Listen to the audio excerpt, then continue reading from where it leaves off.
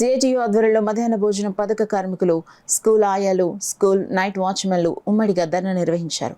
అనంతరం గ్రీవెన్స్ లో కలెక్టర్కి వినతి పత్రం ఇచ్చారు. ఈ సందర్భంగా సంఘం జిల్లా కన్వీనర్ చంద్రమల పద్మ, సిఐటియు జిల్లా అధ్యక్షులు దువ్వ శేషబాబ్జీ మాట్లాడుతూ, స్కూల్లో నైట్ వాచ్మెన్ గా పనిచేసే కార్మికులకు ఇచ్చే 6,000 జీతం 6 నెలల బకాయి పెడితే ఎలా బ్రతుకుతారని ప్రశ్నించారు.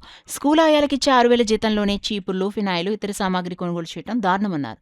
కనీస వేతనం 26,000 చెల్లించాలని కోరారు. నిత్యావసర సరుకుల ధరలకు అనుగుణంగా మధ్యాహ్న భోజన పథకం కార్మికులు వండి వార్చే మెనూ ఛార్జీలు విద్యార్థికి 20 రూపాయలు చెల్లించాలని డిమాండ్ చేశారు. ఈ కార్యక్రమంలో సిఐటియు జిల్లా ప్రధాన కార్యదర్శి చెక్కల రాజ్ కుమార్, మునికాంత లక్ష్మి, శుభలక్ష్మి, వరలక్ష్మి, అనంతలక్ష్మి, కాదాకుమారి, వెంకటరమణ, రావణమ్మ, వెంకటలక్ష్మి, లోవరాజు, వీర్రాజు తదితరులు పాల్గొన్నారు. కాదు, ఈయన డ్వాక్రా గ్రూపుల నుంచి మిడ్ డే మీల్ వర్కర్లు తీసుకొచ్చాడు. ఈ రోజు 2014లో కూడా ప్రైవేట్ సంస్థలకు ఇచ్చి యాక్టా శక్తి అటువంటి సంస్థలు తీసుకొచ్చాడు. పోరాడి ఈ రోజు సాధించుకున్నాం. మళ్ళీ ఇప్పుడు అధికారంలోకి వచ్చిన తర్వాత స్మార్ట్ కిచెన్ల పేరుతో ప్రైవేట్ సంస్థల్ని మళ్ళీ తీసుకొస్తా ఉన్నాడు. వెంటనే రద్దు చేయాలని మేము డిమాండ్ చేస్తా ఉన్నాం. ఈ స్మార్ట్ కిచెన్లు కనుక రద్దు చేయకపోతే మేము మా పోరాటాన్ని ఉధృతం చేస్తామని ప్రభుత్వానికి హెచ్చరిక చేస్తా ఉన్నాం. తక్షణమే గ్యాస్ ప్రభుత్వమే సరఫరా చేయాలి.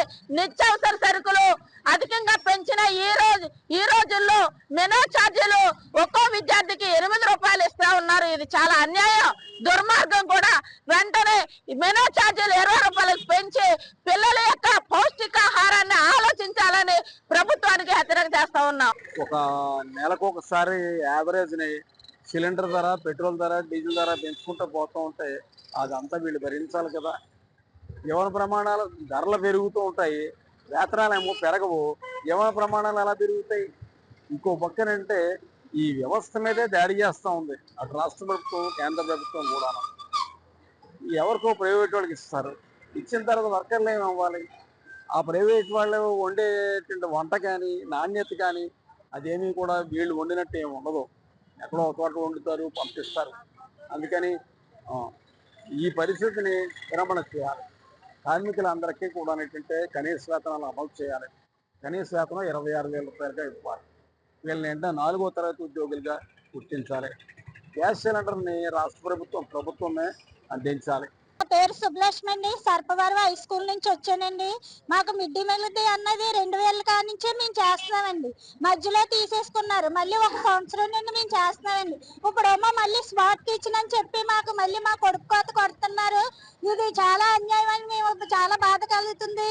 మేము పిల్లలకి శుభ్రంగా వండి పెట్టినా సరే ఎందుకో మాకు తెలియకుండానే మమ్మల్ని తీసేయడానికి చూస్తున్నారండి.